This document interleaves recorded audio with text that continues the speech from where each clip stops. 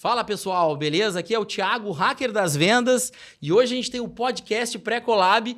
Estou aqui com essas feras, queria apresentar cada uma delas para vocês. Hoje a gente vai falar um pouco sobre inteligência artificial, a aplicação dela nos negócios e entender um pouco mais sobre o desafio que cada área, cada empresa, cada negócio tem hoje para implementar isso de uma forma bem produtiva. Então vamos começar aqui apresentando Lachuk, a fera, o hacker dos e-mails. Como é que tá, Lachuk? Tudo certo? Grande satisfação estar aqui nesse movimento e vamos para dentro, vamos hackear essa inteligência artificial, a cabeça da galera aí para conseguir entender da melhor forma possível para a gente sair com o máximo de aprendizado e já chegar em casa e aplicar as paradas, né? Maravilha, maravilha. Aqui na minha frente também nós temos o Cadu Pedroso, essa fera terceira geração da CIA do Sono. Veio aqui para trazer um pouco para nós sobre todo esse background que ele tem de branding, sobre o case da CIA do Sono, que é um case muito interessante. O que tu tem para falar para nós hoje aí, Cadu? Primeiramente, é um prazer estar aqui com grandes mentes. Eu sei que amanhã vai ser um dia bastante... com bastante conhecimento. O que eu venho trazendo aí sobre branding, a gente vai tratar um pouco aqui no podcast. E é isso. Tamo junto. Maravilha, maravilha. E aqui do meu lado tem o homem das palavras de milhões, né? O Paulo Macedo, copywriter, escritor. Uma grande presença, um cara que eu admiro pra caramba. Eu sempre costumo dizer que é o meu guru do copy particular. Não é qualquer um que tem o seu próprio guru. E aí, Paulo, o que tu tem pra dizer pra nós? Bom, cara, faço das palavras do meu amigo aqui as minhas palavras. É um prazer estar aqui, poder contribuir com o movimento.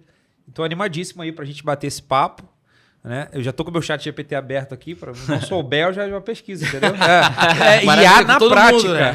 Eu acho que todo mundo já usou antes de vir para cá, inclusive, né? Para chegar preparado aqui. Pessoal, falando um pouquinho sobre o objetivo desse podcast, tá? A gente está tentando trazer um movimento forte. O Kaizen Collab em si ele é um grande movimento da agência Kaizen, por quê?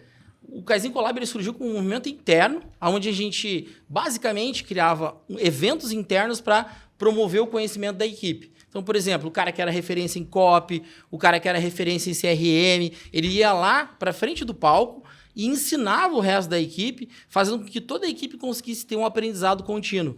Enfim, a filosofia Kaizen diz isso. Quem não sabe, né? Kaizen significa em japonês mudar para o bem. É a base do pensamento do nosso trabalho, todas as nossas metodologias lá dentro, todas as empresas que hoje são incubadas dentro do nosso ecossistema seguem a mesma filosofia Kaizen, que é o processo de melhoria contínua japonês. Então, basicamente, o Kaizen Collab ele nasce como esse movimento de melhoria contínua.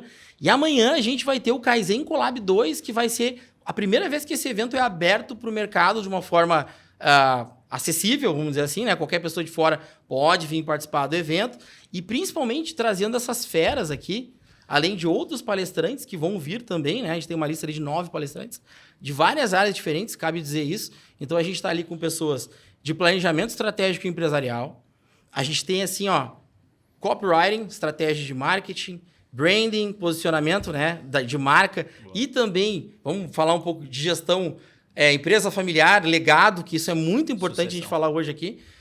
E o hacker dos e-mails aqui, que é um cara que não gosta de ficar puxando saco, mas é o cara que fez o funil do Thiago Finch, de e-mail, né? Fez o funil milionário do Thiago Finch, então o cara é uma fera, né? Então, vocês estão aqui muito bem acompanhados pelos melhores profissionais que eu tenho, assim, como referência, pelo menos, no meu trabalho, e não é à toa que eles estão no primeiro podcast do Kaizen Collab. Pô, uma grande satisfação, né? E, na verdade, isso é uma grande contribuição que tu acaba fazendo para o mercado digital, principalmente aqui de Porto Alegre, que a gente vive, na verdade, num local extremamente bairrista, né? Que a gente é muito fechado aqui sobre a questão da cultura de, muitas vezes, até mesmo de tu compartilhar, eventualmente, com um concorrente teu. E o que vocês estão fazendo lá é justamente um mix entre pegar uma galera walk the talk, uma galera que executa e vai abrir a caixa preta de vocês para o restante do mercado.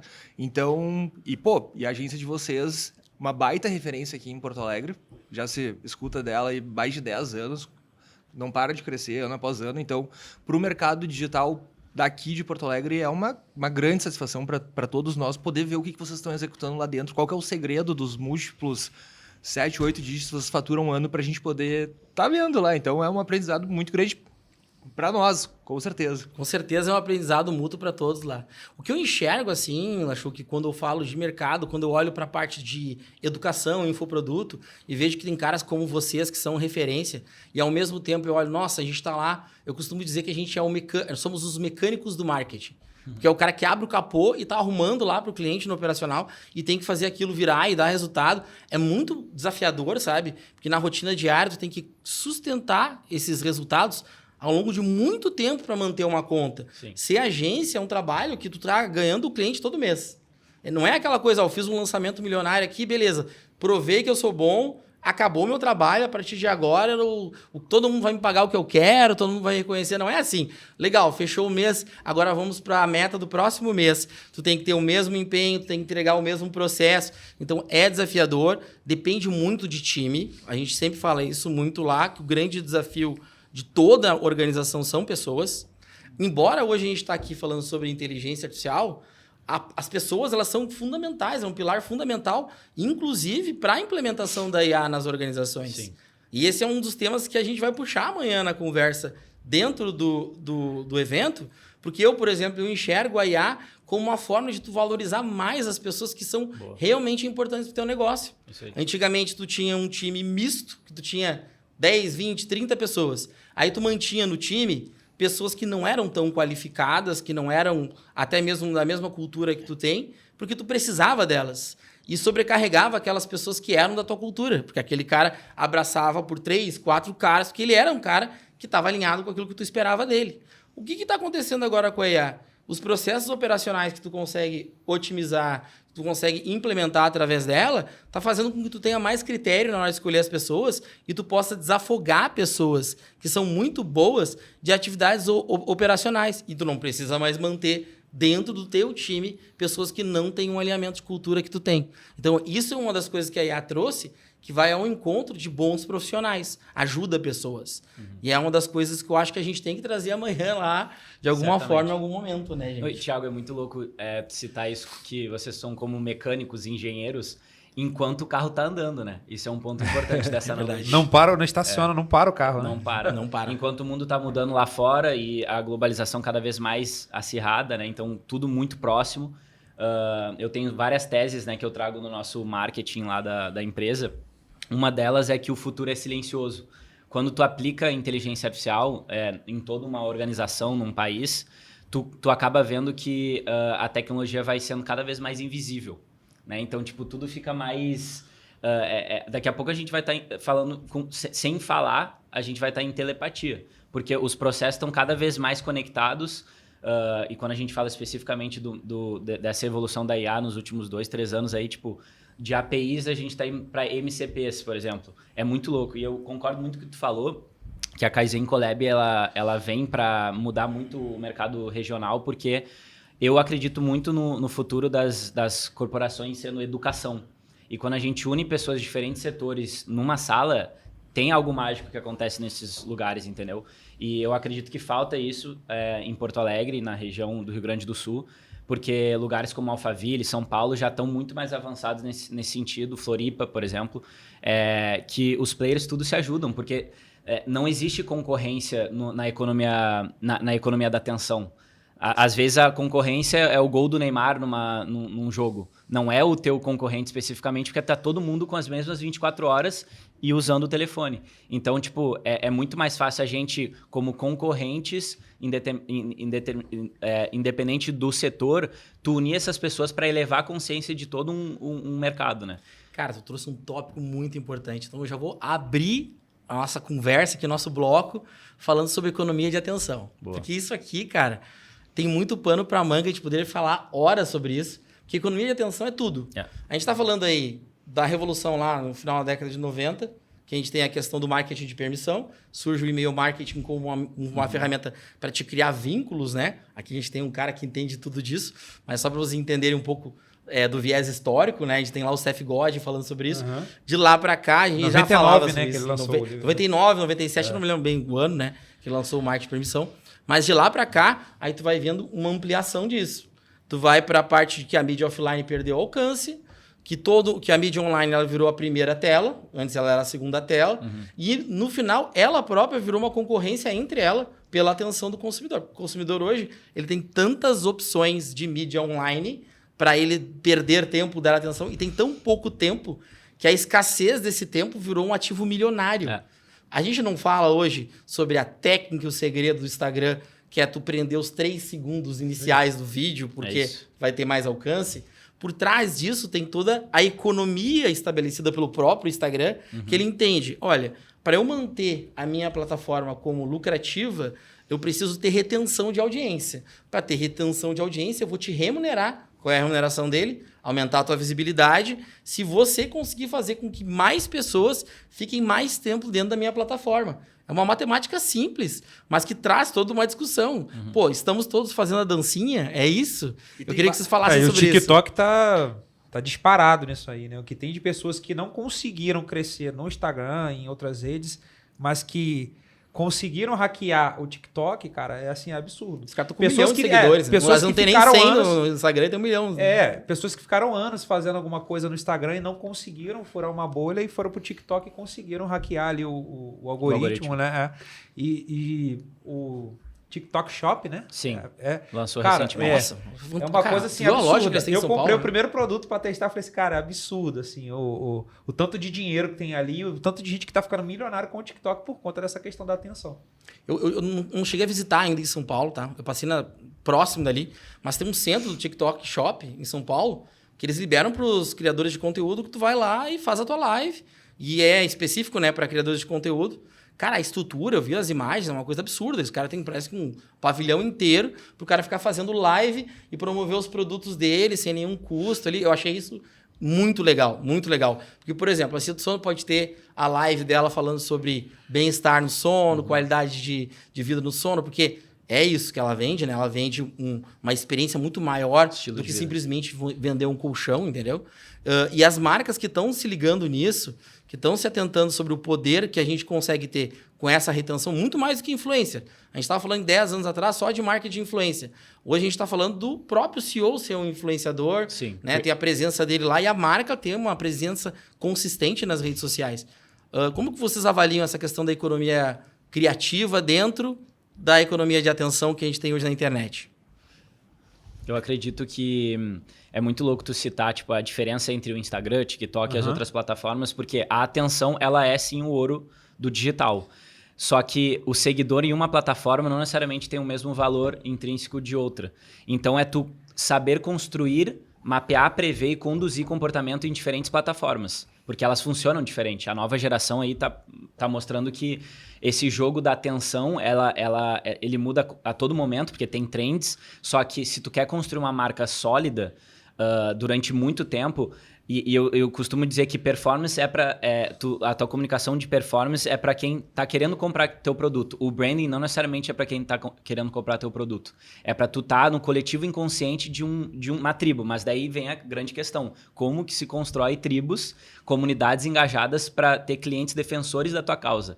E aí que quando eu entrei na empresa, como terceira geração, eu tentei diagnosticar a nossa empresa, que tem 38 anos de marca, então, tipo, tem toda uma história, um contexto.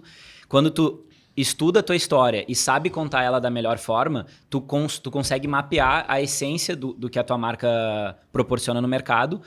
E, enfim, respondendo a tua pergunta, eu vejo muito que os CEOs virando o rosto os logotipos, né? Porque os rostos estão virando os logotipos. Porque no final do dia é sobre pertencimento, né? As pessoas não querem um produto pronto. Inclusive, as pessoas estão compartilhando os bastidores. A nova geração quer ver o teu produto sendo feito e não ele pronto.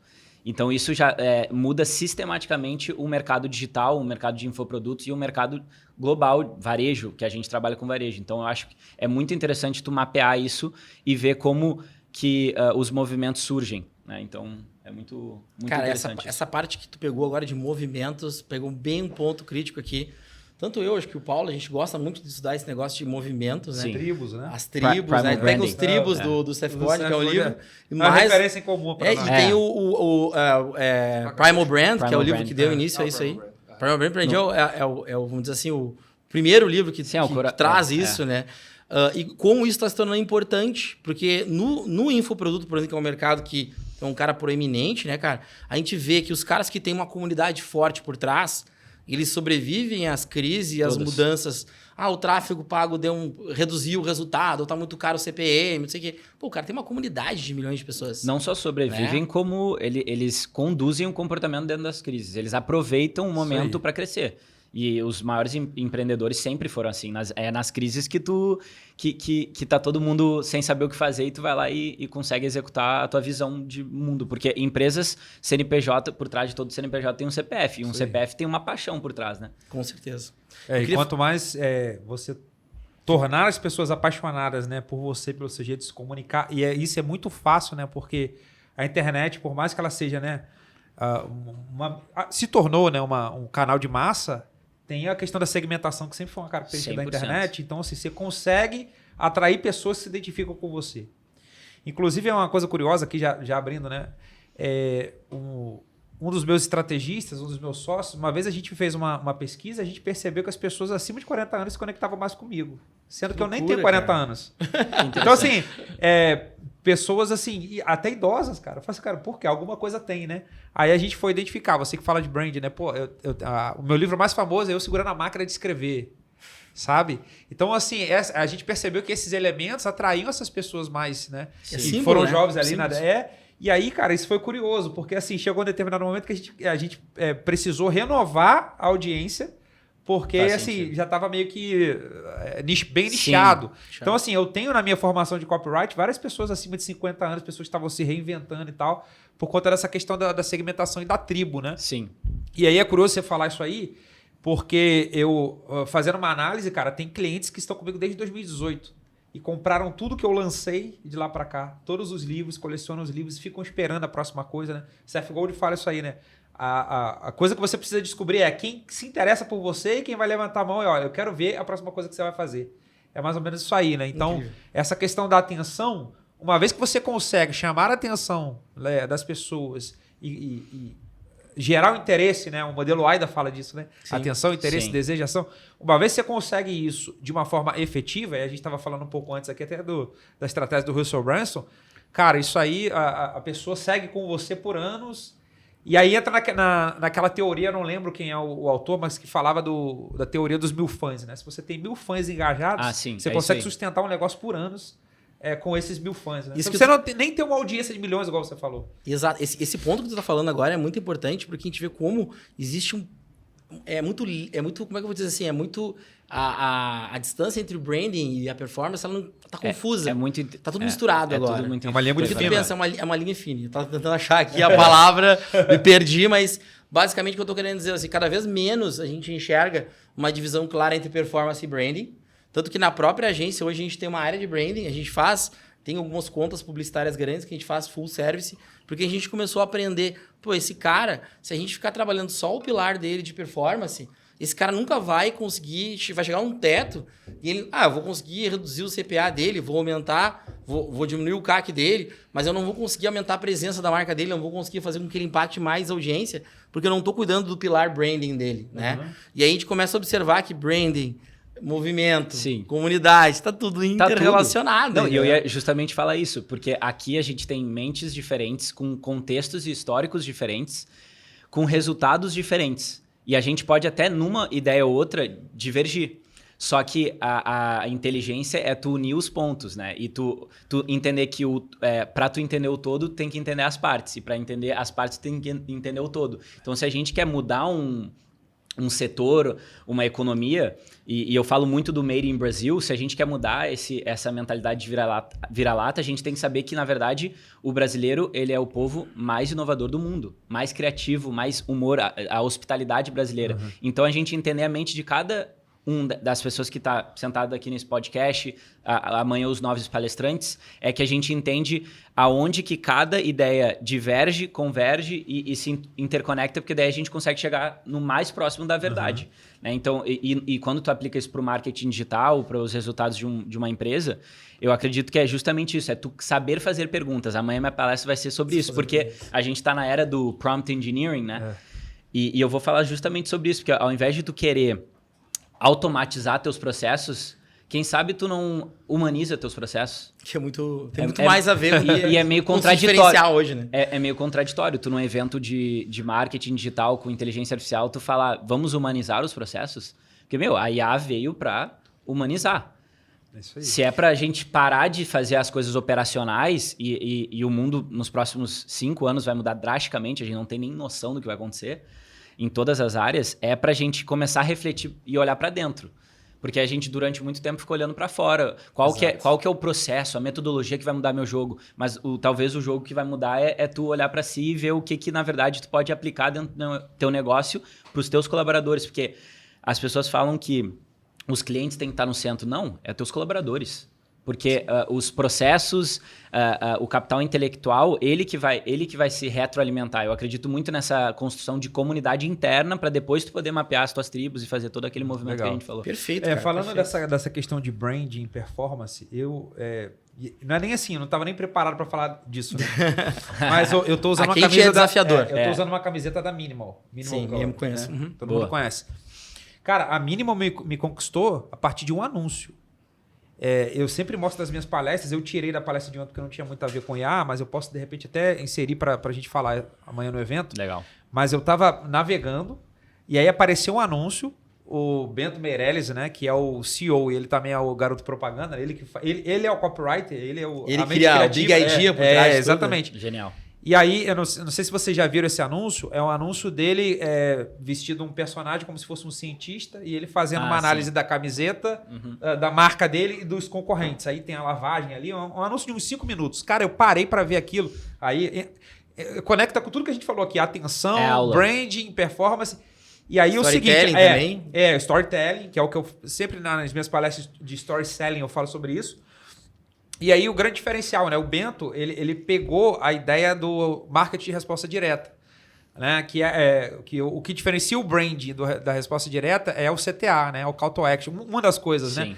E aí, cara, ele fez um anúncio muito com cara da publicidade tradicional, contando uma história ali e no final tinha um CTA. Eu cliquei e comprei minha primeira camiseta foi ali. Eu virei fã da marca ali. E porque eu falei assim, a primeira camisa online, né? foi online. Não.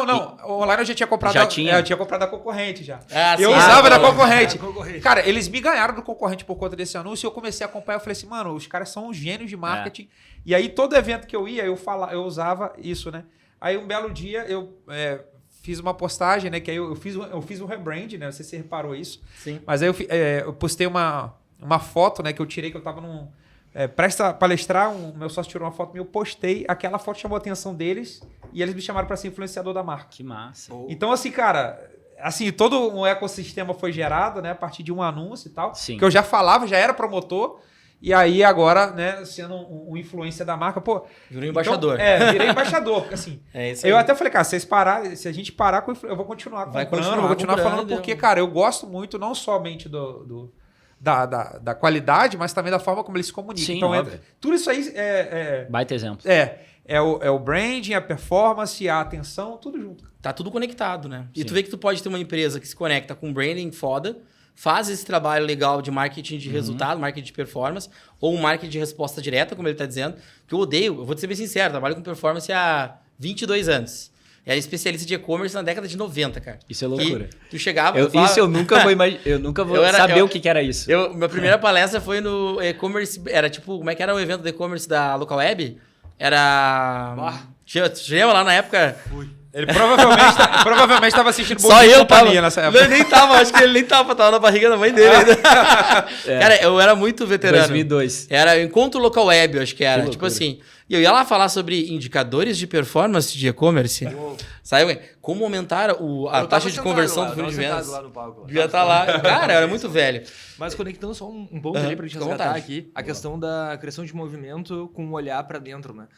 Durante muito tempo, na verdade, o meu time, ele era praticamente eu sozinho trabalhando na frente do computador, e basicamente o meu time era o movimento que estava sendo desenvolvido. Então, Sim. basicamente era a audiência que estava ali assistindo as minhas lives semanais. E aí, recentemente agora eu comecei a fazer um retrospecto, assim, sobre, cara, basicamente tentar identificar, assim, onde é que foi que durante a minha jornada, assim, eu tive, assim, os principais pontos, assim, de de rampagem, assim. Cara, eu comecei a olhar muito, assim, pra questão, assim, de olhar pra minha audiência que me trouxe até aqui, né? Ou seja, quem que é a minha tribo? Quem que é a minha galera, né? E aí, o que foi que eu fiz, basicamente? Eu entrei no Cloud AI e perguntei para ele sobre fazer as perguntas certas, né? Boa. Cara, quais são os 6 principais movimentos... Aliás, quais são os 6 principais caras que estudaram movimento na história, assim, né? Aí ele foi lá e listou. Seth Godin foi um deles, né? E começou a listar vários deles, assim, né? E dentre um deles, inclusive, o próprio Russell também estava lá como listado. Cada um deles é muito interessante, né? Porque tu vai começar a ver questões, assim, mais específicas, né? Como, por exemplo, tu vai pegar o do Russell, é uma coisa muito mais mercadológica, né? Muito mais orientado para construir a jornada do herói para montar uma venda, né? Sim. O Primal Branding já tem uma pegada totalmente diferente. Tem. E aí, o que foi que eu fiz? Eu comecei a fazer o levantamento desses 6 movimentos, no caso, e eu comecei a entender o que um substituía do outro, no caso, e como é que a gente poderia criar um movimento, um framework que fosse eclético, no caso, que é o que você estava falando sobre a questão da gente conseguir pegar o que é o melhor de cada um dos pontos. Então, basicamente, ele me desenvolveu um framework ali em 4 etapas. Dentro da primeira etapa, ele puxa, então, alguma das principais referências. Aí, depois, na segunda etapa... Por exemplo, assim, eu curto muito a ideia de tu ter uma crença, né? Tu ter o teu inimigo em comum, porque as pessoas dizem, né, que a gente vai muito mais... as pessoas vão se unir muito mais por não odiar alguém em específico do que... A polarização, né? A polarização. Terceiro deles, o Big Domino, que ele falava sobre a questão, qual é a coisa que se tu derrubar, ele vai ver aquilo diferente e vai arrastar um novo tipo de comportamento dele no dia a dia. E aí tu começa a entrar nas camadas, né? Daí a segunda vinha a questão da jornada do herói e tudo mais, e depois disso entrava a questão dos símbolos, que vem muito da questão do Primal Branding, né? E, cara, tu poder... E qual foi o output disso, né? Peguei essa... E aí, como é que foi que eu formei isso, né?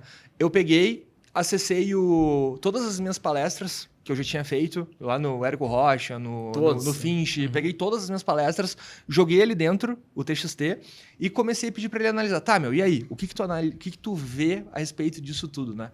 E aí ele me trouxe uma questão muito importante.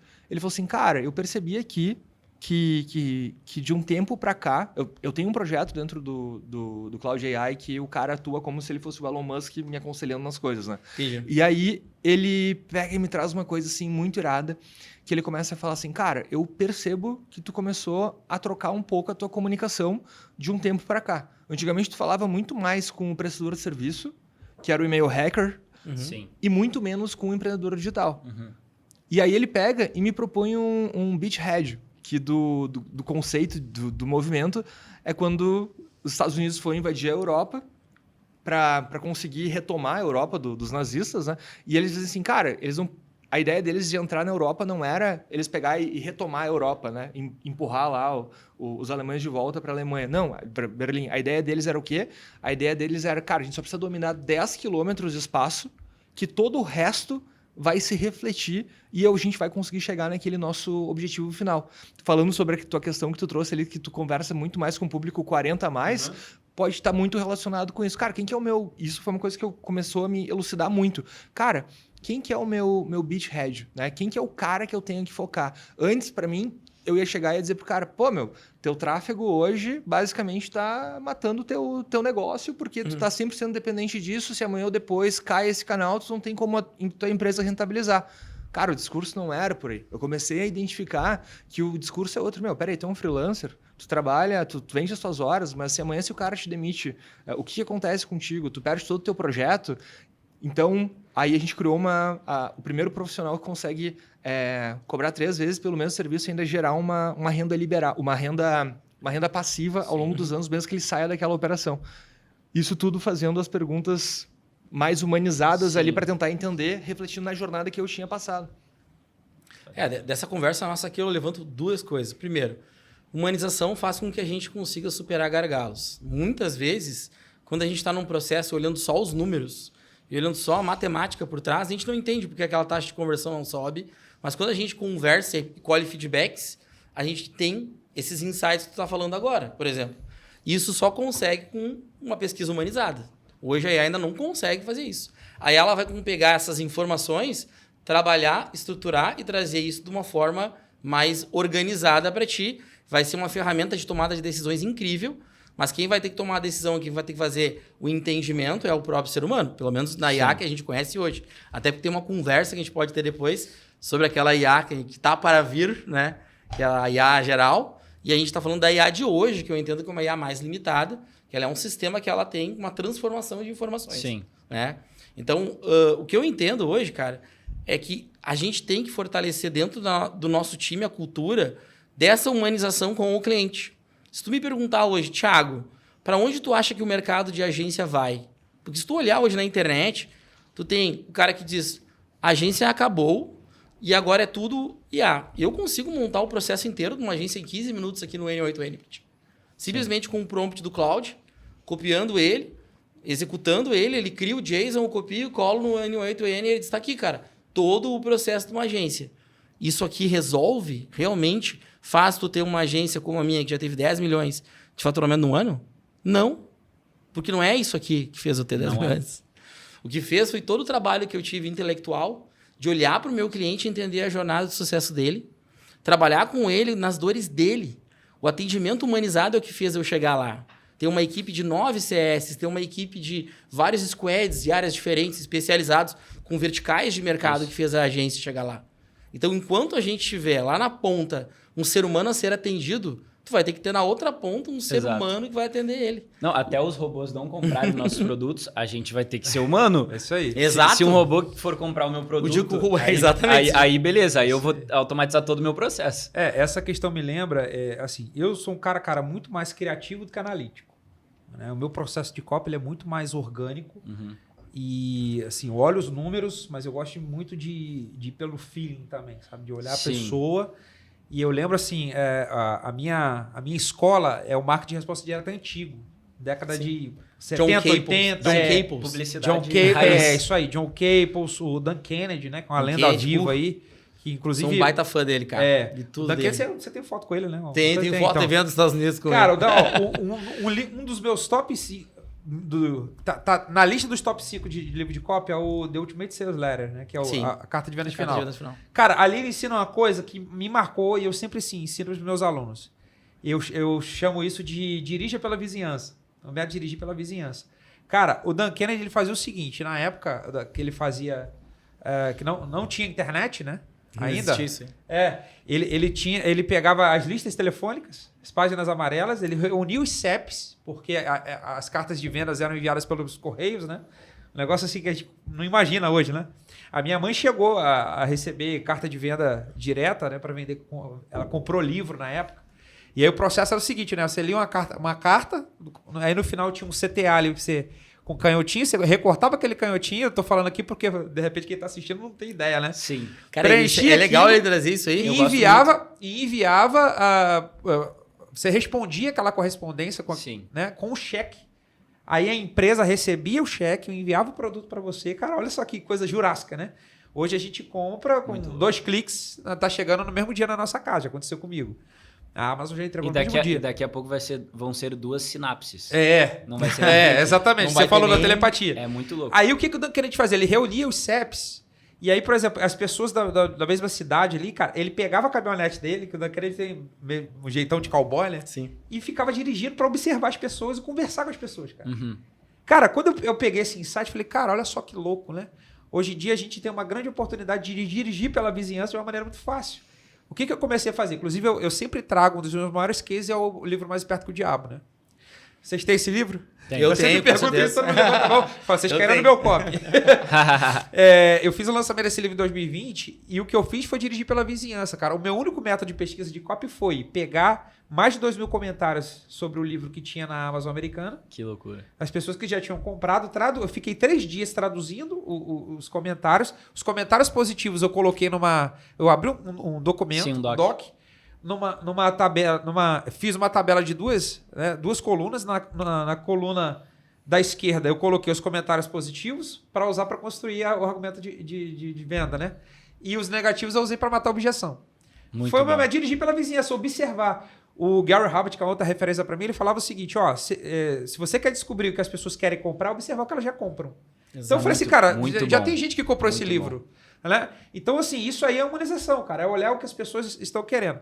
E aí eu falo o seguinte, ó, você pode ter IA, você pode usar a ferramenta mais avançada que você tem. Cara, mas assim, o maior insight que você pode ter, às vezes, é sentar com a pessoa e perguntar para ela, cara, o que que faz? Ó, com certeza. E as pessoas não fazem isso. Não fazem. Eu lembro de é muito louco isso. eu lembro de um case, porque assim, a gente começa a ficar meio que míope. Com tanta ferramenta que a gente tem, a gente esquece o caminho mais básico. Cara, Isso é uma frase do Brian Halligan no livro do Inbound Marketing. Eu não sabia. No livro dele tá escrito assim, ele diz assim, cara, porque ele fala, né, basicamente sobre as personas, buyer personas, ele explica o que é a metodologia que é da HubSpot. Ele fala, o buyer persona é o cara que está inclinado a comprar o seu produto e tal, que tem os perfis, aí tu vai lá, o cara Francisco, tal idade, não sei o quê. Mas ele responde, ele antecipa e responde a mesma pergunta dizendo, sabe onde é o lugar onde tu vai encontrar a melhor persona da tua marca, que também serve para o ICP, né? Sim. Que é o cliente ideal, que a gente fala hoje em processo de venda. Eu sou o hacker das vendas, tem que falar sobre isso. A gente fala do perfil do cliente ideal. É a mesma coisa que o buyer persona ideal, vamos dizer assim, o teu principal buyer persona. Tu encontra ele na base de clientes ativos do teu negócio. Entendendo que é o cara que paga mais para ti hoje. Claro. Quem é o cara que te paga mais, não reclama, fica por mais tempo, tem mais recorrência no teu negócio. Esse que tu quer atrair. É esse cara que tu quer atrair. Não, eu achei o teu comentário tão cirúrgico porque eu tenho uma frase que eu falo que o futuro é ancestral, silencioso e brasileiro. Quando tu pega a parte ancestral, tu estudar o passado como uma tecnologia era antes e como ela se tornou, tu consegue ter referência muito melhor do que vai vir depois. Porque, por exemplo, a inteligência artificial foi estudado as redes neurais reais humanas para depois tu construir as redes neurais artificiais. Então, se tu estuda intrinsecamente como que o cérebro do ser humano funciona, tu consegue construir novas tecnologias. Então, eu que não vivi essa época aí que tu citou... eu também não vivi. E é muito louco. É bom tu citar isso. Inclusive, o vintage, ele cada vez mais se torna trend. Isso tipo, a nova geração, ela quer saber o que era analógico. Porque a gente vai, numa sociedade hipertecnológica, a gente quer cada vez mais voltar para a nossa ancestralidade. E, inclusive, aproveitando que a gente está se conhecendo aqui agora, eu contando um pouco do nosso case, é muito louco. De verdade, eu gosto de falar da companhia do sono do nosso case, porque comprar colchão é uma das coisas mais difíceis. Não sei se vocês já tiveram alguma experiência para comprar aqui, mas... Eu sou cliente, né? Sim, não. A minha casa é toda assim. Eu já te conheço. Foi assim, nesse contexto que eu já durmo todas as noites. Dorme todas as noites comigo, né? Mas vou sair daqui e comprar o colchão. Mas é muito louco. Quando tu fala de ICP, né? Perfil de cliente ideal, ninguém nunca acorda querendo comprar um colchão. Vocês algum dia já, tipo assim, acordaram... Uau, eu quero muito comprar um colchão hoje. Agora, comprar uma camiseta, viajar, comprar um tênis massa que tá, tipo assim, na moda para mulheres, comprar um brinco, uma bolsa, sei lá, qualquer coisa que tenha desejo. Comprar colchão não é assim. Então, foi mapeando isso que a gente construiu como se fosse um Michelin do sono. É muito bizarro a gente contar isso. Porque a gente estudou um mercado internacional de viagens lentas. As pessoas querem viajar para descansar. Sabe essas cabaninhas que todo mundo se envia? Tipo, tu manda a nova tendência do luxo. O luxo é tu desacelerar. Por isso que agora todas as marcas estão usando o Wellness Economy a seu favor, porque as pessoas querem se desconectar. E isso tem muito a ver com a tecnologia. Eu falo que quando tu pega o gráfico do crescimento tecnológico, e quanto mais próximo essa tecnologia está da gente, e agora entrando na inteligência artificial, quando vê até a Apple tá em risco. Porque talvez isso aqui vai desaparecer, a tecnologia vai ser ambiental, não sei como vai ser. Sim. Quando a OpenAI lançar junto com o Johnny Ive lá, que construiu o iPhone junto com o Steve Jobs, quando eles lançarem aquele dispositivo novo, a tecnologia vai estar cada vez mais invisível e conectada com a gente. Então, a gente tá cada vez mais querendo ir para o mato. Então, o que a gente fez? A gente cria parcerias junto com cabanas e hotéis de altíssimo padrão, Colline de France, Morada dos Canyons, Grupo Casa Hotéis aqui na Serra Gaúcha, Ponta dos Ganchos. A gente tem vários hotéis parceiros que a gente ritualiza o sono dos hóspedes. Agora, quando tu sai da tua rotina e tu vai para um hotel de altíssimo padrão, ao invés de eu colocar lá no Meta viajantes 2 vezes no ano, eu vou para onde ele está viajando, ritualizo o sono dele, fora da rotina dele, faço ele desejar o meu produto quando ele voltar para casa e vai falar, cara, eu nunca dormi igual. olha que louco. Experiência do sono. Eu construí valor antes de o cara nem me conhecer. Eu tô pensando no hóspede que vai dormir semana que vem numa das minhas cabanas parceiras, para ele talvez nem despertar a vontade de comprar meu produto. Isso é branding. Isso é construção de movimento, que a gente mapeia, conduz e molda o comportamento de toda uma economia. Então, tipo, eu trouxe esse case para mostrar que tipo, tem tudo a ver, isso que tu tá falando, com o movimento da tecnologia e a criação de movimento. Sensacional. Eu acho que uma das má concepção que as pessoas têm, dizem misconceptions do marketing, mas a má concepção que as pessoas têm do marketing é essa visão dele como um canal só. Eles não enxergam, porque uma das coisas que eu digo assim, se fala muito no mercado, chama a agência de assessoria de marketing. Eu falo, a gente faz a planilha de relatório de qual o produto que vende mais, a gente faz um planejamento estratégico para o cara para definir o produto dele vai para qual vertente de mercado, a gente define qual o produto é. Não é isso que a agência faz. Não, ao menos que ela seja contratada uma consultoria específica para fazer isso. Então, quando eu digo que tem uma má concepção com relação ao marketing, por exemplo, o cliente te procura e diz assim, cara, minha empresa não dá certo, ela só funciona com venda por indicação. Cara, porque tu não massifica o processo de indicação? Se a indicação e o trade é o teu principal canal, como que tu está trabalhando ele para aumentar ele, que é o caso que a gente está falando aqui? Sim. O cara aprendeu que o principal cliente dele é o parceiro, entre aspas, indicador, ou o canal de experiência do sono, e através dele ele vai construir a principal estratégia de marketing dele. Isso. Não pela aquisição direta, entendeu? Isso é marketing. Isso é marketing. Não, e tem um outro ponto muito interessante que tu pode fazer também, não sei se tu já fez, mas tu pode até, inclusive, trazer os indicadores do Booking, né? Esse hotel aqui tinha nota 7 em conforto. Quando ele começou a usar o nosso colchão, passou para 9,5, 10. É muito bom. E é o que a gente fez.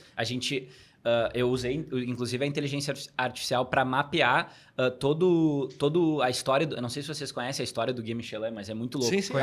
É genial. Clássico do marketing de conteúdo. Exato. Primeiro case de embalde de marca. E ao invés de a gente avaliar com as estrelas dos restaurantes, a gente avalia com 3 luas. E a lua tem tudo a ver com o sono. Então, tipo, hoje a gente construiu o primeiro ecossistema, que hoje a gente divulga isso para a nossa base de clientes. Então, por exemplo, uma cabana está lançando agora em dezembro, parceira nossa. Quando ela lançar, ela tiver aberto para hospedagens, eu mando para os meus clientes se hospedarem. Então, eu estou criando uma economia compartilhada, uma economia circular, que, inclusive, eles vão se beneficiar, porque eles vão estar no primeiro portal oficial do turismo do sono, que as pessoas buscam essas viagens lentas, e a gente começa a usar as hospedagens tradicionais para o nosso cliente. Então, tipo assim, os clientes que dormiram em tal cabana dormiram X% melhor, entendeu? E daí eu consigo mapear e, inclusive, vender isso mais para o B2B2C, que são esses hotéis e cabanas, né? Porque a gente está querendo agregar valor para o hoteleiro, para o hóspede e construir essa economia circular. E isso tudo subsidiando toda a nossa expertise, porque hoje a gente é eleito o melhor colchão do Brasil. Eu poderia ficar sentadinho esperando só por indicação, mas por que eu não construo um braço dentro do meu ecossistema para educar e transformar o sono das pessoas em ambientes que elas não têm rotineiramente? É muito difícil tu, na tua rotina, acordando às 6 da manhã, tomando um café louco, já mexendo no teu telefone, indo pro trabalho, cheio de ruído, eu te vender o conforto. Tu vai falar, balela. Agora, tu fora da tua realidade normal, com a tua esposa, enfim, com o teu parceiro, tu vai conseguir ser impactado muito mais fácil. Isso é de forma muito sutil, né? Não é através de funis de marketing, é através de experiência. Sim. E daí a gente usa isso para centralizar a nossa retenção e comunicação e usa a expertise, obviamente, da Kaizen para pensar em todo esse fluxograma de como que a gente vai captar esse lead para transformar ele em um cliente fiel e depois ele faz parte da minha tribo. Né? Então é muito louco tu mapear isso. Você já ouviu falar no Rituale? Rituale, claro. Conhece? Então, eles foram meus clientes por 5 anos. Eu tenho conversas com ele. Então, é legal. Eu até pensei em você fazer uma semana especial lá, cara. Legal. Eles são muito bons. Tem tudo a ver. Tá gerando conexões já. O Collab só amplia, né? Isso eles estavam num evento que a gente palestrou no Fairmont, em Copacabana. A gente foi convidado lá pelo Circuito Elegante. A gente palestrou e falou dessa tendência que a gente trouxe para o Brasil. E o primeiro hotel que a gente implementou foi no Wood, do Grupo Casa Hotéis, lá da Casa Montanhas. A família Pessim, que construiu o Natal Luz, que é muito bizarro a história deles. A gente escolheu eles, implementou um ritual muito massa, que, tipo, vários influenciadores e os hóspedes são impactados com aquilo. E daí, mas foi na verdade lá no Morada dos Canyons que a gente idealizou isso. Eu e meu pai, meu pai é CEO, né? A gente tava no Morada Spa, que são 4 suítes, tipo, muito insanas lá na Praia Grande. E no spa deles tem uma biblioteca. E na biblioteca a gente viu que tinha livros de saúde mental, qualidade na alimentação, todas essas partes que a gente conhece, dos pilares da saúde. Só que faltava o sono. E a gente fala que o sono ele não é um pilar, ele é a base. Se tu não dorme bem, tu não come e nem se exercita bem. Então, a gente viu isso e meu pai falou, como a gente já estava com um conceito de experiência do sono, a gente trabalha com horário agendado, eu falei, pai, quem sabe a gente não cria um Michelin do sono. E daí foi lá que foi idealizado e depois a gente selecionou um grupo de amigos, né, parceiros e clientes, que é os PCIM, para implementar isso na Serra Gaúcha. Pô, tem que ser no nosso estado. É uma marca gaúcha. A gente fez aqui e tá saindo, enfim, Folha de São Paulo, 0 Hora. Brasil todo, implementando essa nossa metodologia dentro dos hotéis. E tá sendo muito bacana, assim. Eu queria aproveitar já esse gancho agora de a gente trazer para vocês algumas perguntas, né? Porque assim, ó, boa. O que acontece? Eu queria trazer um pouco de polêmica para criar caos. Meu negócio é criar caos. Tem que criar corte. Se não tem caos e corte polêmico, não é um podcast. Quem que a gente vai falar mal aqui? Vamos lá. Não vou falar mal diretamente. Quem que é o inimigo em comum? Eu quero trazer perguntas difíceis para cada um de vocês responderem, Boa. porque é o meu trabalho, aqui é criar o caos, como eu disse. Eu vou começar com o Lachuk, tá? Lachuk, tá? E-mail marketing teve o seu momento áureo na década de 90 para 2000, né? Aí veio o tráfego pago, SEO, outros canais que dominaram a praça e voltou depois, né? Com a automação, lançamentos. Então, uma ferramenta de relacionamento com a base que também gerou, inclusive, mais resultados de venda do que o tráfego pago em alguns momentos. Pergunto para ti, como a IA está impactando o e-mail marketing, as ferramentas, né? Então, eu queria que tu destacasse um ponto positivo, né? E um ponto negativo que a IA trouxe para o mercado de e-mail marketing. Bom, na verdade, o que acontece, né? Nesse momento, a gente tem um mercado nos Estados Unidos que The Hustle acabou de ser... Tem 2 anos já, mais ou menos, mas foi adquirida pela HubSpot por $25 milhões. The Hustle é basicamente uma newsletter, onde eles mandam e-mail todos os dias sobre negócios. Por que está acontecendo esse movimento lá fora? Porque alguns meses antes, HubSpot, que muito elevou o faturamento deles através de SEO, tinha perdido 80% do seu tráfego orgânico por causa das atualizações do algoritmo do Google. Então, o que está acontecendo lá fora? Está tudo muito conectado com o que a gente está falando aqui, né? Então, o que pega? Dan Kennedy, um dos primeiros caras, chegou e falou, cara, a empresa que puder pagar mais caro pelo seu cliente vence. O que ele estava falando lá atrás? Ele estava dizendo o seguinte, que tráfego pago, aquisição, pode ser algo bom para a saúde do teu negócio, ou pode até mesmo virar um veneno. Para quem que vira um veneno? Para aquela empresa que é 100% dependente disso e que não sabe dosar o negócio. Para quem que serve muito? Para aquele cara que entendeu que o jogo, lá na gringa, especificamente, que é um mercado que está 5 anos na frente e as coisas estão começando a acontecer aqui, que é o quê? Cara, tu adquire o lead uma vez, mas tu monetiza ele através de outros canais. Isso. Qual canal? O canal que tu tem atenção exclusiva do teu cliente. Aquele que, quando tu abre e tu visualiza, não é um feed que tem o teu, que se passar 3 segundos já foi pro próximo. É a caixa de entrada do cara, que é tu se relacionando diretamente com aquela pessoa. O que acontece? Acontece que o empreendedor digital, claro que o tráfego pago ele vai trazer uma aquisição muito rápida. Então ele começa a entender o quê? Cara, ele começa a entender que, beleza, ali vai monetizar.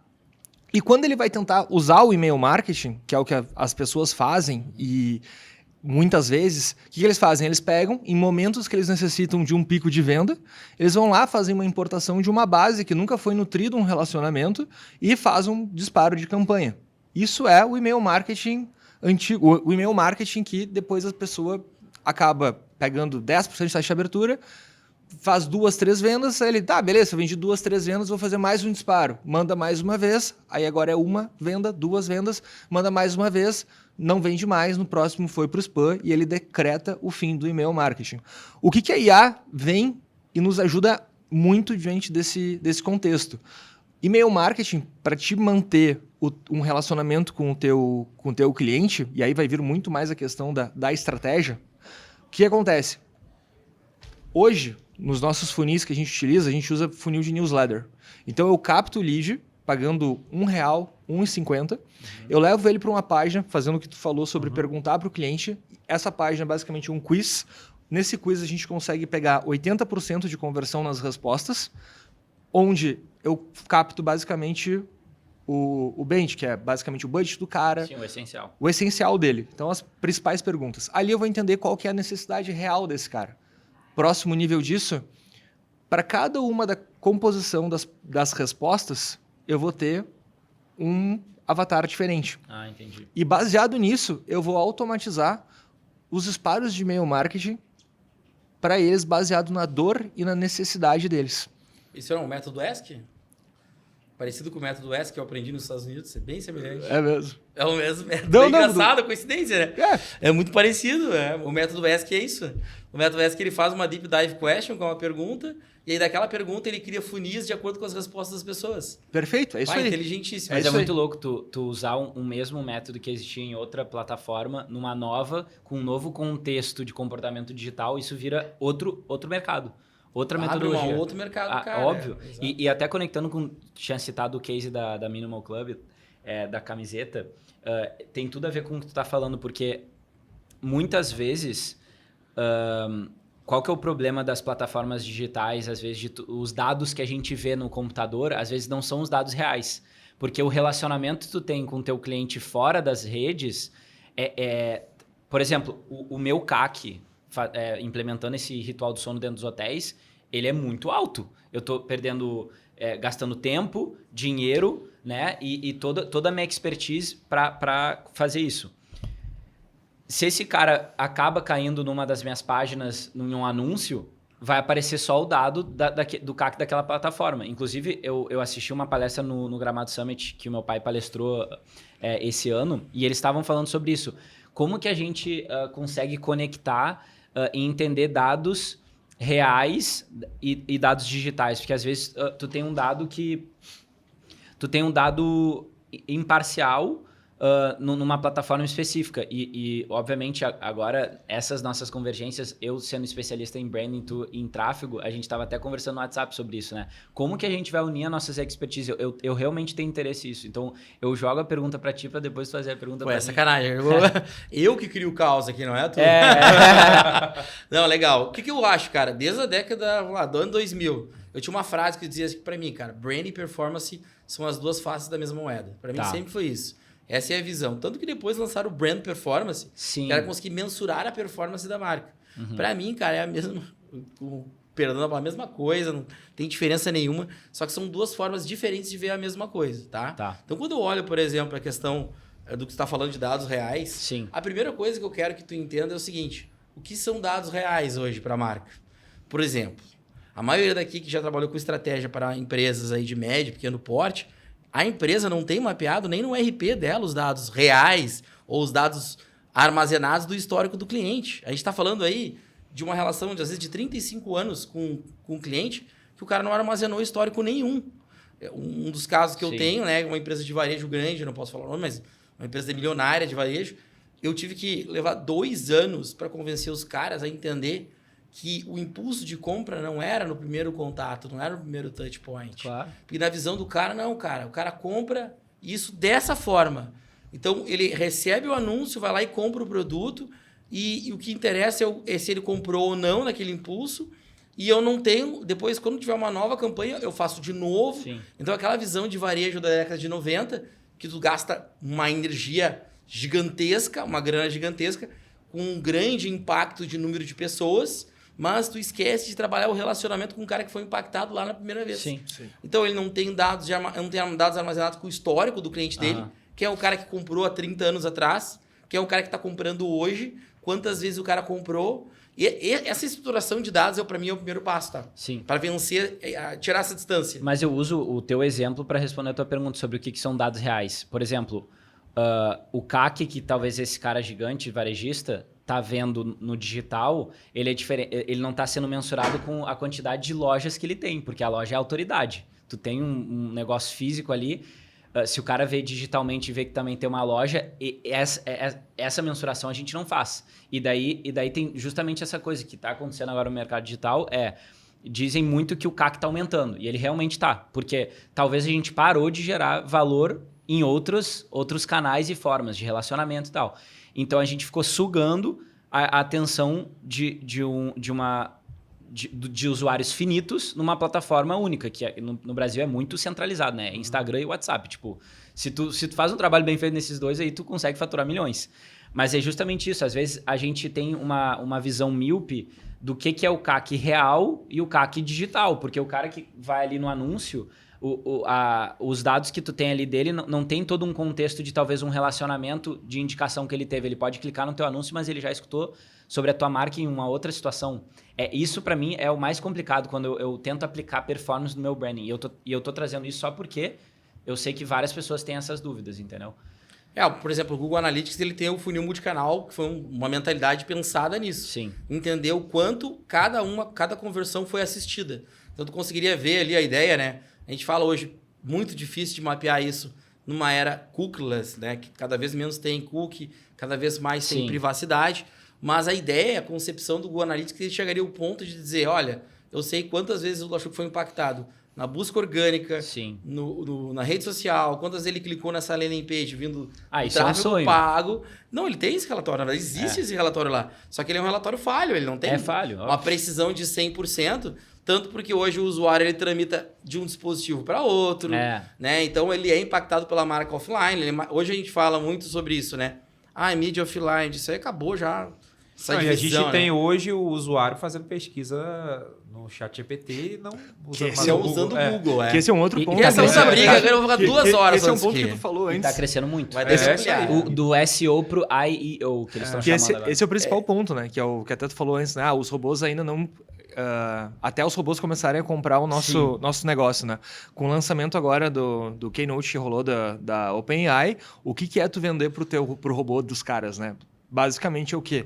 Cara, eu entrar no marketplace deles, repetir, que é o que eles estão repetindo no processo que a Apple fez lá atrás, né? Que é o quê? Basicamente, cara, quando os caras lançaram o marketplace, tu poder colocar teu aplicativo lá dentro, basicamente, cara, resolve o teu problema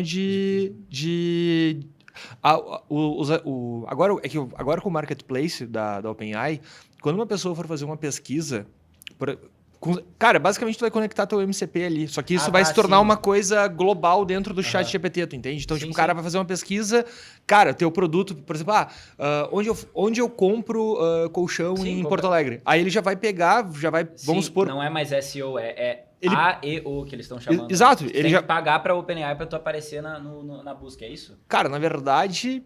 tu vai integrar o teu tu vai integrar o teu aplicativo dentro do marketplace deles. Tem mais a ver com a semelhança que ele falou de uma loja de aplicativos. Sim. Isso. Porque, na verdade, qual é o grande... Eu tenho estudado bastante, eu sou um cara de SEO. Sim. Primeiro que eu não acredito que acabou o SEO. Pelo contrário, o SEO mudou. Ele mudou. Então, essa mudança do tráfego do SEO, na verdade, ela foi da mudança do clique indo para a página para afetar a consciência do consumidor antes de ir para a página. Faz total sentido. Essa é a grande sacada. O ChatGPT ele vai virar como se fosse um vendedor externo da tua empresa. Porque a fonte de dados continua sendo o Google. O Google, é uma coisa que tem que entender, né? Abre as ações do Google e olha. ChatGPT foi criado em dezembro de 2022, tá? Foi lançado em 2022. Se não me engano é isso. Alguém quiser me corrigir, fica à vontade, tá? O 4 no final de 2022. Então tu pega, por exemplo, de 2022 para cá, as ações do Google só aumentaram. Mas eles chamam isso de Raptors, né? Que, tipo, as novas startups, elas estão enroladas por trás de um banco de dados de uma Big Tech. Inclusive, várias delas são acionistas de transformação, né? O próprio estudo de transformação que possibilitou a criação do OpenAI vem de um estudo de um ex-engenheiro do Google. Esse que é o grande lance. Então, os caras não estão entendendo que era Deep Learning, né? Machine Learning, aplicado com um aprendizado de máquina. Os caras, eu vou pegar e vou ensinar isso aqui. Mas faz sentido. Tudo. Vou botar milhões de tokens nisso aqui. Sim. E esse cara vai começar já a prever respostas e vai começar a ficar extremamente inteligente. Que é isso que é uma LLM. A LLM é um mecanismo de deep learning que aprendeu pra caramba, que teve um modelo de treinamento. O que diferencia do Claude Sonnet, do OpenAI? É o modelo de treinamento. Basicamente é isso. Olha só, nisso o Claude é melhor, nisso o OpenAI. Até eu fiz um vídeo esses dias falando sobre ferramenta de código, Vibe Code, que agora a moda... O que é Vibe Code, né?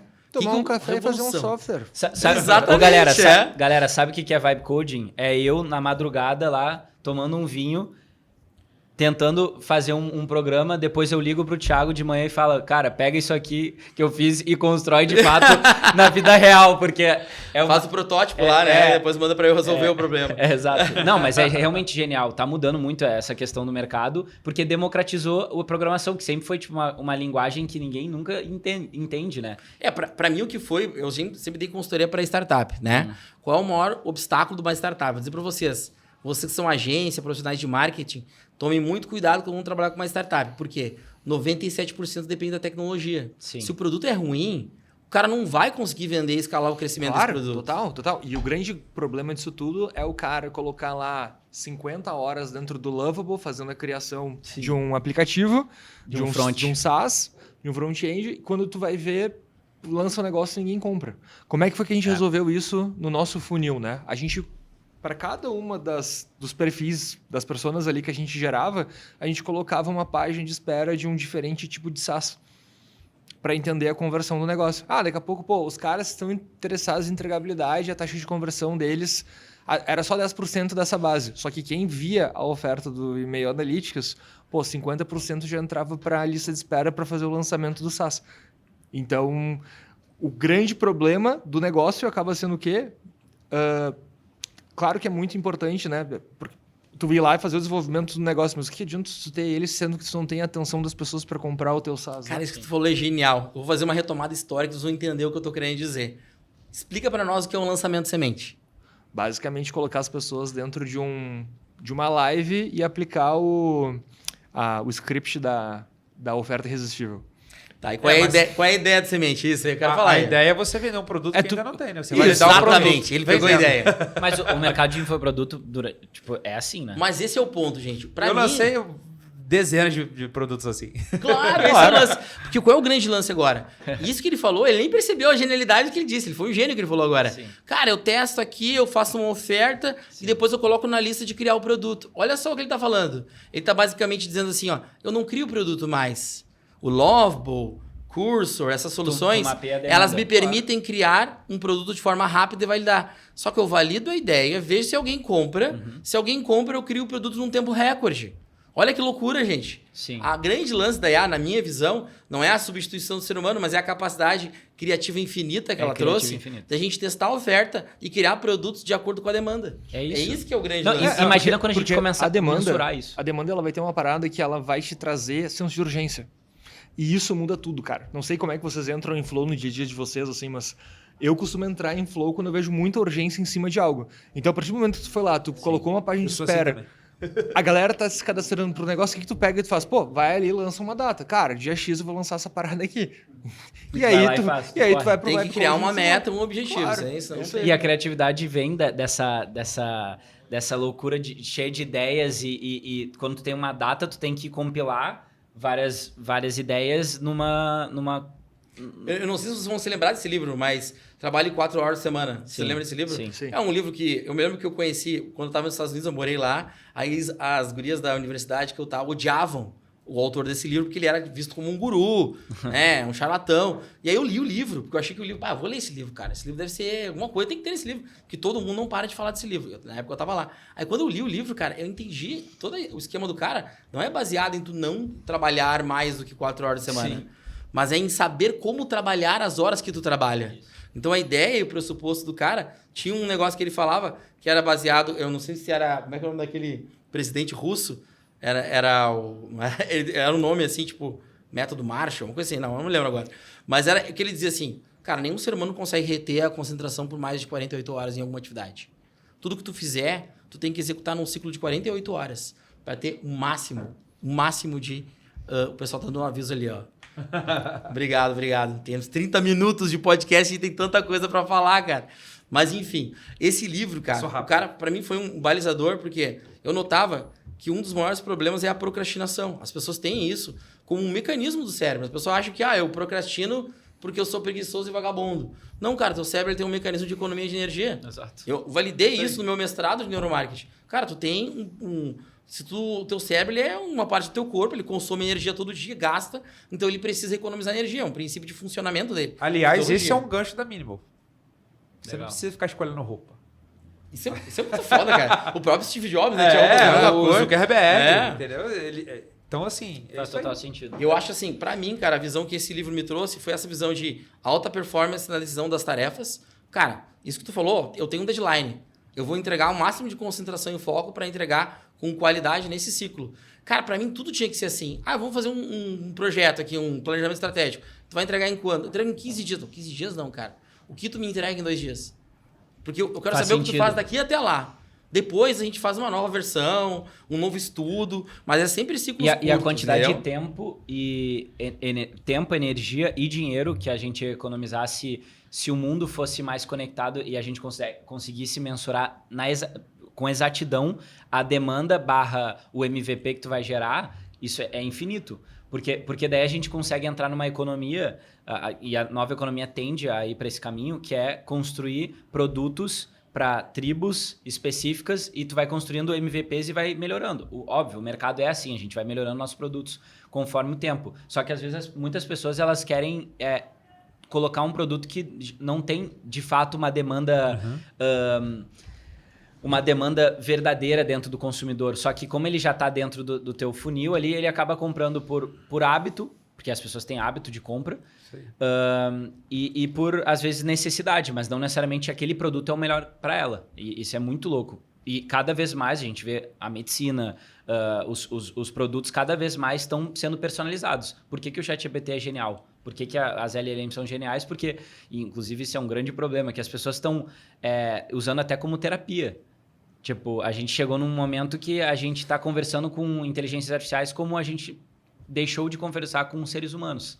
Então, a gente cria hubs dentro das plataformas das redes sociais que tu vive numa bolha. Tu só é retroalimentado com aquilo que tu consome. Daí tu vira, um O próprio algoritmo, Tu vai clicando no Instagram, vai vendo sempre coisas iguais, reforçam as tuas crenças, reforçam aquilo que tu gosta. Mas tem não um lado traz positivo nada novo. nisso, né? Tem um lado positivo. Aí né? é positivo pra nós. Chega o cara... Aí eu vou trazer um ponto que ele falou aqui no começo. Acho que foi você, né, que falou assim de olhar para trás. Isso. E tem uma frase do Winston Churchill que ele fala o seguinte: quanto mais você olhar para trás, mais você vai ver para frente.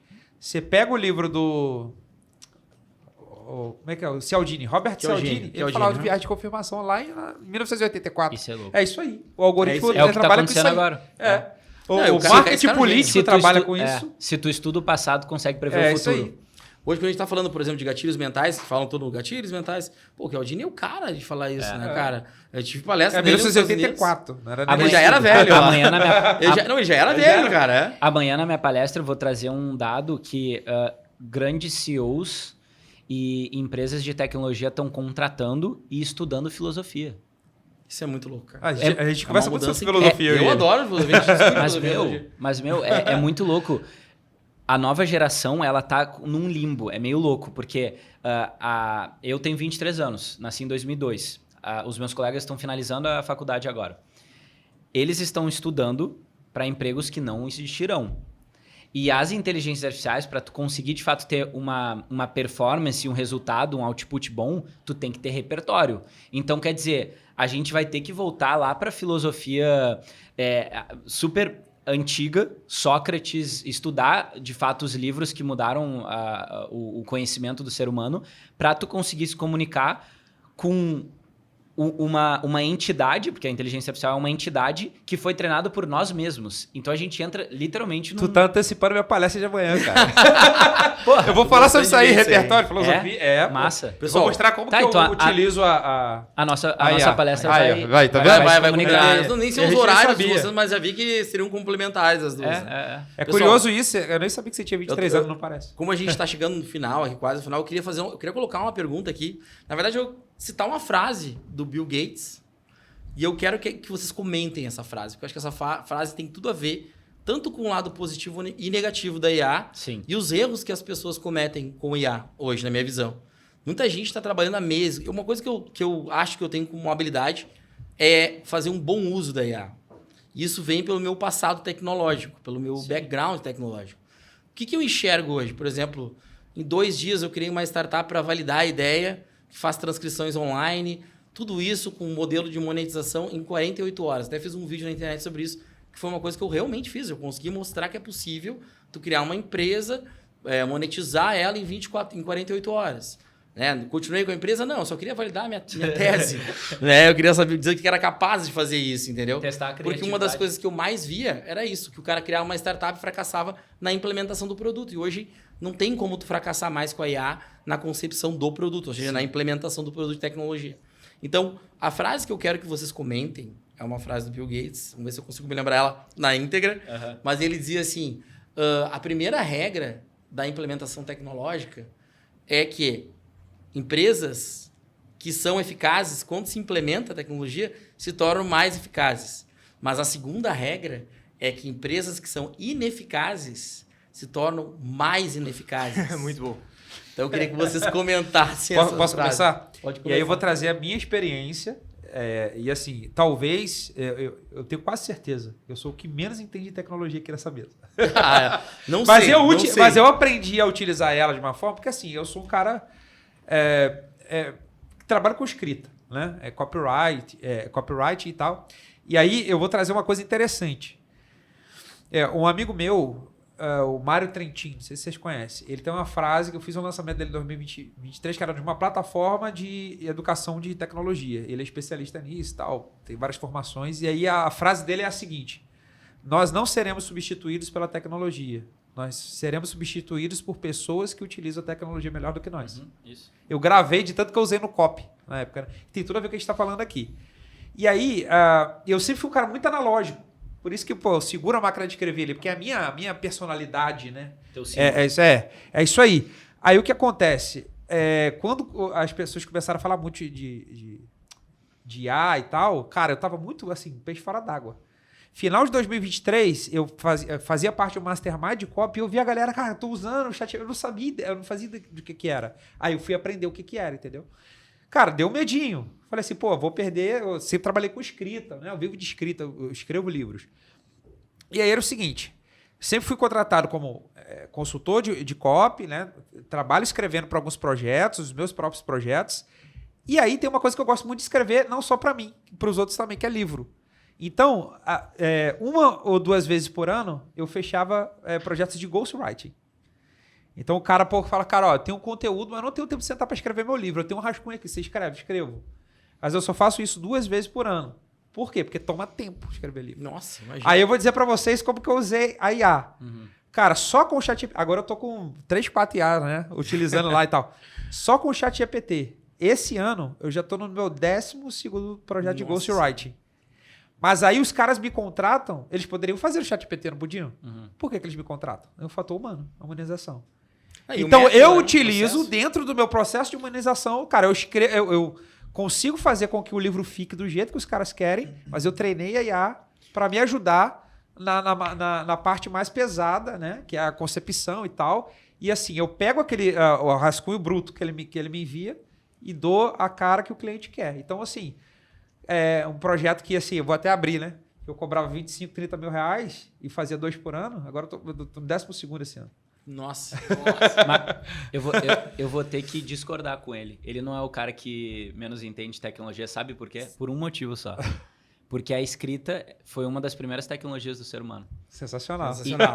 E de verdade, e eu vou falar isso na minha palestra amanhã, que o trabalho não é nós aqui, como palestrantes, para as pessoas que vão nos assistir amanhã, falar para eles automatizarem tudo. E daí eu vou responder a tua pergunta.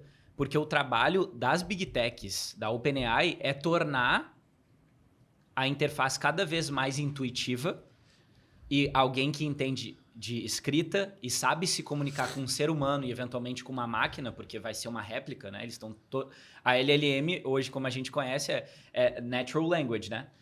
Se tu comunica muito bem com um ser humano, se tu sabe fazer boas perguntas pro Thiago, tu vai saber fazer uma boa pergunta para uma inteligência artificial. E então eu discordo contigo nesse sentido, porque se tu tem a escrita como um das tuas maiores habilidades, cada vez mais a inteligência artificial ela vai fazer o que tu quer, da forma que tu quer e como tu comandou. Excelente ponto. Excelente ponto de E vista. qual que é o problema disso que tu falou do Bill Gates? Sobre a ineficiência, né? Se a gente sair... se os nossos telespectadores, tanto aqui quanto na palestra amanhã, saírem querendo automatizar tudo, imagine eles saírem com seus 20, 30, 50 colaboradores querendo automatizar tudo, sem olhar para o lado humano e tornando a empresa dele tão eficiente, só que de algo que a humanidade não precisa. Daí volta no que tu tinha falado. Por que a gente não começa a testar o uso da inteligência artificial, incorporar essa mentalidade, saber comandar essas LLMs, mas de forma que a gente não perca a nossa humanidade, porque ela vai vir, vai ter muito desemprego, vai ser uma loucura. Só que talvez o teu problema esteja em tornar a tua empresa muito eficiente. Ela vai se tornar tão eficiente que ela vai se tornar ineficiente para a sociedade. Olha que pensamento louco. Eu sei que é uma filosofia doida. Não é muito louco. É só tu pegar e faz o resgate, por exemplo, da vaca roxa do Seth Godin. O que ele dizia? Não adianta. Na economia da vaca roxa, o que ele falava? Livro de quando? Qual é o ano? Vaca roxa é anos 2000. Não 2000 e pouco. O que ele falava? Cara, não adianta mais esse copo ser 10 vezes melhor do que esse, ter mais benefícios. Ele tem que ser diferente. Ele tem que ser uma vaca roxa no meio de um monte de vacas de mesma cor, entendeu? O que constrói riqueza para a humanidade é tu trazer algo novo para a mesa. Então, se as Big Techs já estão fazendo esse trabalho de tornar suas interfaces cada vez mais intuitivas e a gente vai conseguir criar, coisas em... Não vai ser nem 24 horas, 48 horas que a gente fez. Vai ser em milissegundos. A gente vai conectar... se vier a Neuralink, que é assustador, é um processo muito globalista. É apocalíptico. É apocalíptico. Mas é uma invenção absurda que, obviamente, eles sempre dão o lado bom primeiro para depois trazer o ruim, né? Tipo, o primeiro vai parar com Alzheimer, vai parar... Então, a gente tem que começar a estudar, na verdade, a história. Por isso que é muito legal a gente trazer cases da publicidade antiga, que eu nem estava vivo, porque a gente tem que estudar a história e entender o comportamento do ser humano para a gente poder saber o que a gente quer com o futuro da tecnologia, porque não basta a gente ir que nem louco para a inteligência artificial e abraçar ela. Ela é uma invenção do ser humano, sim, só que pela primeira vez na história a gente construiu algo que possivelmente é mais inteligente que a gente no quesito QI, né? Não coeficiente de emocional. Tanto que se diz que não se construiu, né? Se descobriu a IA, né? Tem esse conceito que é uma descoberta o científica. estudo da MIT falando que os usuários que já tinham uma certa deficiência cognitiva ficaram mais burros. Muito. Usando a IA. E os caras que tinham um background ficaram... Exatamente. E quem que vai construir riqueza para a humanidade vai ser quem resolver esse problema. Não vai ser quem vai tornar a burrice mais pulverizada e democratizada. A gente já, antes da inteligência artificial chegar, a gente já tinha vivo a geração que é mais burra do que a anterior. Do que a anterior. Então, como que a gente vai usar a inteligência artificial e a tecnologia para tornar a nossa inteligência da sociedade melhor? Eu acho que é aí que tá as grandes empresas que constroem tribos, não de dopados e pessoas viciadas, porque a internet já começou com um vício de linguagem, que é tipo usuários. Os únicos mercados que tem usuário como cliente... A internet é o tráfico de drogas. É a indústria farmacêutica. Usuários. É muito louco. É verdade, não tinha me dado conta disso, né? Então, tipo assim, eu acho que a gente tem que... E eu falo muito sobre isso, e copy tem tudo a ver com isso. As palavras têm muito poder. Muito a gente não poder. tem noção. Meu último livro se chama Palavras que Enriquecem. Perfeito. É isso aí. Então, lá na empresa, a gente tem essa cultura de... Cara, às vezes é uma coisa que tu fala numa reunião que muda a trajetória da tua empresa. Então, é a gente saber ressignificar, dar as nomenclaturas certas, e quando tu cria funis e estratégias digitais, tu tá falando de nomenclatura. Porque se teu comercial, o teu marketing e o teu cliente não estão usando a mesma unidade de linguagem, tem algum ruído ali. Então, não basta tu... certeza. E daí eu vou finalizar para passar a bola para ele. Não torne a tua empresa eficiente o suficiente para ela não ser para ela não ser útil para a sociedade. Tente ver quais são os problemas intrínsecos do ruído da tua comunicação humana, para depois tu tentar usar as nomenclaturas corretas e depois tu automatiza. Eu acho que é mais ou menos por aí que é o meu recado final dessa tua pergunta. E aí, Acho, o que tu vai falar pra nós sobre isso? É complexo. Depois desse comentário complexo aí. Cara, quanto mais tu mexe na inteligência artificial ali nas LLMs, né, ChatGPT e tudo mais, tu mais entende que, na verdade, tu é ineficiente, né? Porque tu continua perguntando pra ele vai te devolvendo mais coisas e tu vai te aprofundando e daqui a pouco tu vê, cara, que não tem absolutamente nada a ver com o meu problema original, né? Mas, cara, eu acho que... Pensamento arborizado. Acredito que... O que acontece, né? Pô, aquele cara que ele é ineficiente mexendo com um agente, né? O que eu vejo? Eu vejo que... Bom, aquilo vai gerar mais textos para ele. Aquilo vai gerar mais conteúdo. Que ele vai jogar vai, de repente, transformar num anúncio pago para ele conseguir converter no negócio dele, né? Só que ele vai ver ali na frente, num segundo momento, que aquilo ali não vai gerar resultado para ele, porque a forma como ele está conduzindo esse processo acaba sendo errado, no caso, né? Acho que o ponto que ele trouxe ali, o Cadu trouxe, acho que faz todo sentido, que é justamente tu entender quais são as perguntas que tu vai fazer para que ele consiga te tornar eficiente. E como é que eu busco fazer isso? Até mesmo perguntar pro próprio Cláudio. Tipo, cara, tipo assim, tô resolvendo o problema certo. Eu tô conseguindo, ao invés de tentar buscar respostas certas, tentar buscar respostas absolutas de forma imediata, eu vejo que o melhor caminho é deixar ele mesmo, buscar mesmo que ele te guie em torno do resultado onde tu quer chegar, no teu objetivo final onde tu quer chegar. E porque senão, sei lá, eu sou uma pessoa assim que às vezes eu tenho que, sei lá, resolver um problema muito pequeno, sabe? Muito pequeno. E aí eu vou lá, pego um PDF, alguma coisa, importo para ele me ajudar a tomar a melhor decisão. Cara, às vezes eu vejo eu tô 8 horas tomando aquela decisão. Muito louco. Isso pode ser visto como uma questão de um lado do tipo, velho, eu tô sendo ineficiente. E aí entra aquela questão do equilíbrio, né?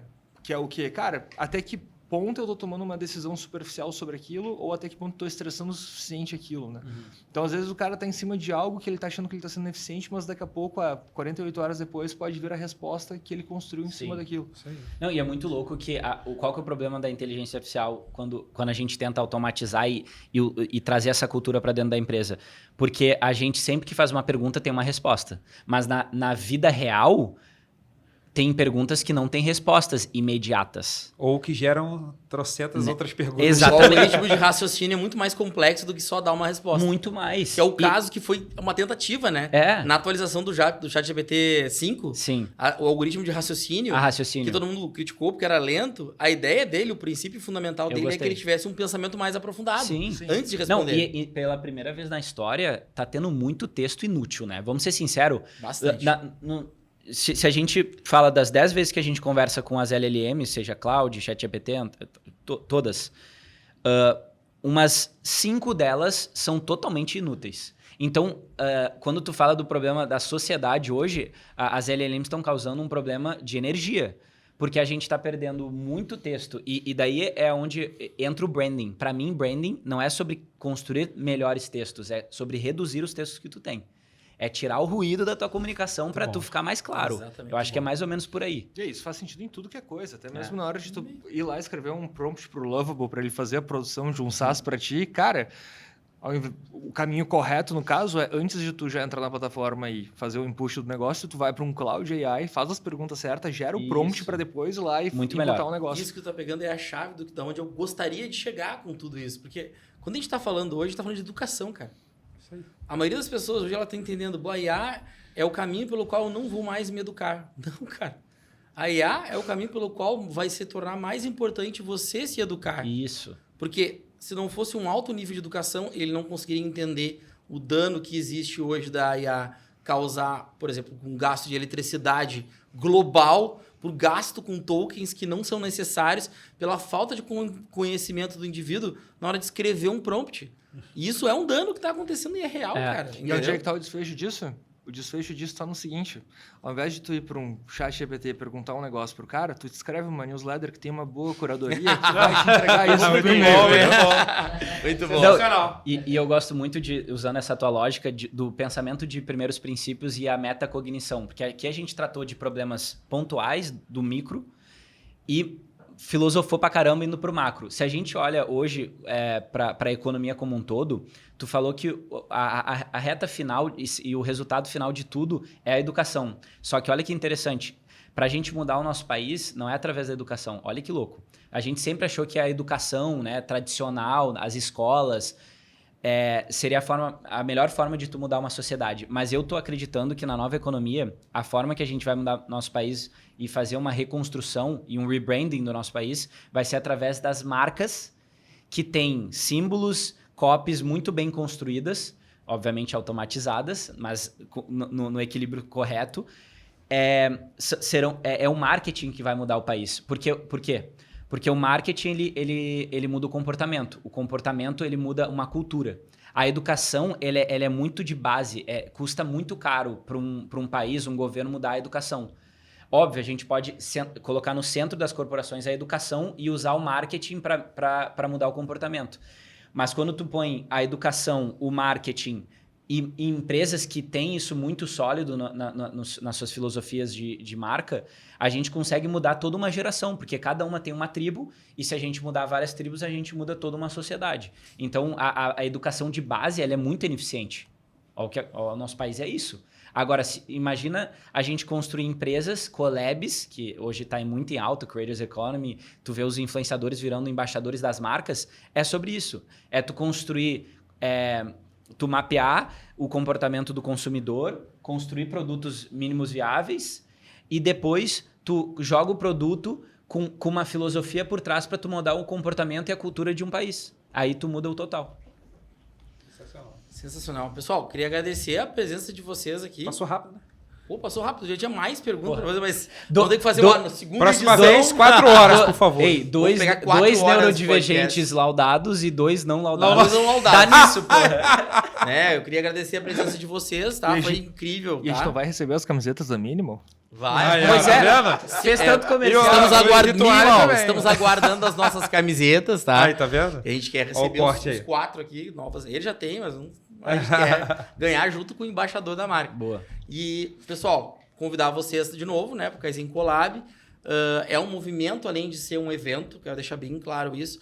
A nossa ideia é que a gente cada vez mais construa isso. Isso que tu falou agora é muito importante. Eu tenho caso na minha empresa dos foguetes, que a gente chama na nossa cultura, no nosso movimento, as pessoas que estão lá são os foguetes, né, da Kaizen. Da Skyrocket? O Skyrocket, no caso, é a empresa de assessoria. Uhum. Mas as pessoas são os foguetes. Ah, sim, perfeito. Fala foguete, lança o foguetão. Isso é muito entendeu? legal. E é muito legal porque eles dizem, eu sou foguete, eu me identifico como foguete. Então é legal essa identidade lá dentro. Muito bom. O que é legal que eu vejo? Muitos dos caras que estão ali não tiveram uma educação formal, não tiveram um trabalho de construção de base, vêm de comunidade carente, e hoje eles têm uma renda muito mais alta, estão comprando apartamento, carro, estão tendo uma vida, porque a empresa educou eles com relação a uma atividade, um trabalho, que hoje ele está gerando riqueza para a família dele, além, obviamente, de gerar riqueza para os clientes e gerar riqueza para a nossa empresa. Então, a empresa ela tem essa capacidade. As pessoas têm um pouco de medo do capitalismo. Eu enxergo o capitalismo com esse viés, de ter essa capacidade de transformação. Sim. Porque se tu olhar o capitalismo clássico, tradicional lá da Revolução Industrial, o capitalismo hoje é todo mundo tentando sobreviver a mudanças que não param de acontecer, né, cara? Muito bom. Então, essa adaptação, ela é uma adaptação necessária, porque todos nós somos seres humanos e todos nós queremos prosperar. Agora, como todo anúncio, a gente precisa de um CTA, né? Vamos fazer um Então CTA todos. Pessoal, eu não sei agora que vou fazer o CTA pro evento, né? Por favor, se você ainda não se inscreveu no Kaizen Collab, se inscreva no Kaizen Collab, deve estar aqui ó, no lugar, link aqui embaixo.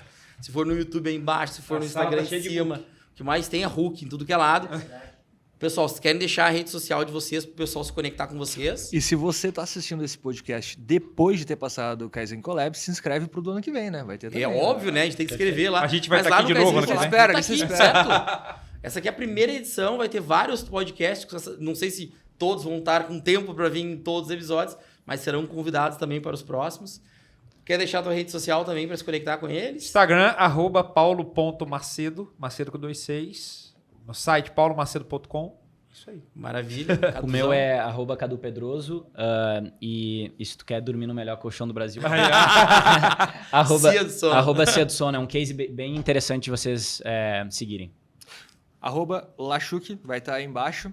Lá você vai acompanhar os bastidores de um e-mail hacker vendendo através de e-mail para grandes Maravilha, empresas. maravilha. E Sensacional. o meu é @hackerdas_vendas_, né, cara? Que é o que tinha disponível, então foi o que eu botei pra mim. Não ia abrir mão do meu nome. E se tu colocar Hacker das Vendas no Google, tá em primeiro na busca orgânica. E em todo Ah, vídeo, da SEO, né? e em todo vídeo viral ele tá lá em comentário. É uma figura isso aqui. Ele engaja muito o algoritmo. Tem que Massa. criar caos. O negócio é comentário polêmico. É isso, pessoal. Muito obrigado aí. Muito obrigado. Pela presença de todos aí que tá acompanhando a gente aí. Segue o canal aí pra gente continuar crescendo e trazendo mais conteúdo pra vocês. Parabéns. Obrigado. Vamos. Valeu.